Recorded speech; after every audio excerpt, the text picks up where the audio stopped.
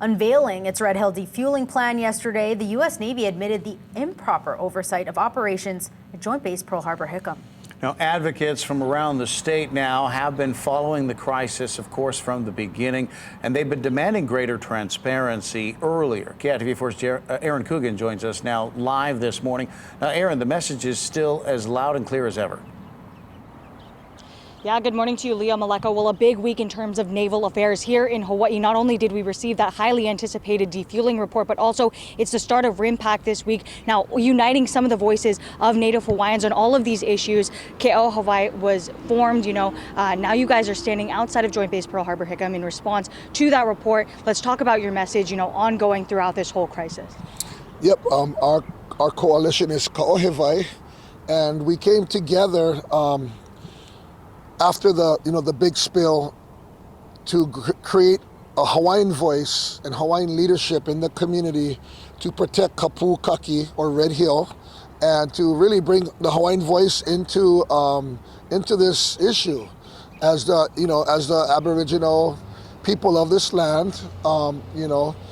We felt that Hawaiians need to be seen and need to be heard on issues that are important like this, which is the protection of water, of our drinking water, which was being contaminated by the Navy fuel facility at Red Hill, also known as Kapu'ukaki as a traditional name. So we're here now at Pacific Fleet Command, where we had built a shrine at the front entrance to the base to kind of put the Navy on notice that we're going to represent our community, we're going to organize, and we're going to put pressure on the Navy to do the right thing, to decommission the Red Hill facility because it's leaking constantly. And finally, here we are today with good news that in a way is vindicating. And all I read was one article. We've been busy setting up camp here. It's RIMPAC. We want to be seen. We want to send a message to the military that they can no longer destroy our land and water. They can no longer have these kind of impacts and get away with it. So we're here in response to the Red Hill Kapu'ukaki issue, but also to RIMPAC. And we'll be here at Pacific Fleet Command for the coming days. We'll have a press conference later on today, or an announcement to let people know what's going on and what we're doing here and how long we're going to be here and what we're going to be doing while we're here. But I was pleased to read that the Navy has finally come to their senses and agreed, after years of denial, they've finally agreed that the facility is not safe. It's not safe for the water, it's not safe for the community and the people, including their own personnel.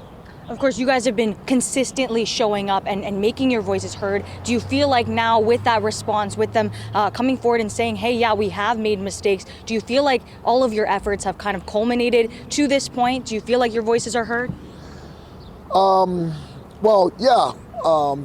As soon as we took action and we built the shrine here and we established a spiritual place where we were going to congregate and bring people to build power, the Navy wanted to talk to us, and sincerely. So we had a series of meetings. We expressed our feelings about military impacts, the impacts of militarism to our land and water, and not only just with Kapu'ukaki or Red Hill, but historically, places like Kaho'olawe, Makua Valley, Pohakuloa, and many other places. We have Superfund sites. We live right across from a Superfund site, which is a highly contaminated site that has been given a designation of priority for cleanup or mitigation because of the proximity of human habitation. So we really live amongst military contamination, and we have to draw the line in the sand and stop it.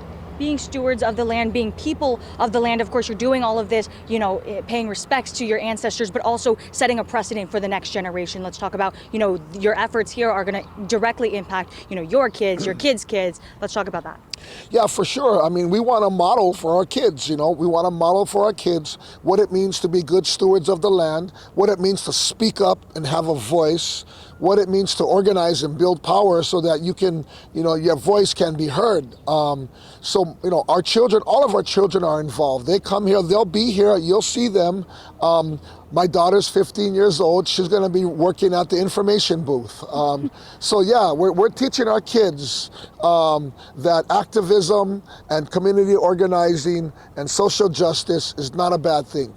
If you look at history and you study Hawaiian history, contemporary, almost every big win that Hawaiians have had has come through activism. From Kaho'olawe, Waukeleo-Puna geothermal, Honokahua burial issue is why we have burial councils and burial laws today. There's no TMT on Mauna Kea right now because of activism, because of community organizing and taking action, direct action. Andre Perez, thank you so much for talking with me. Of course, those in person showing up, but also tangible representations of how much this means to you. For now, reporting live, Aaron Coogan, KITV4 Island News.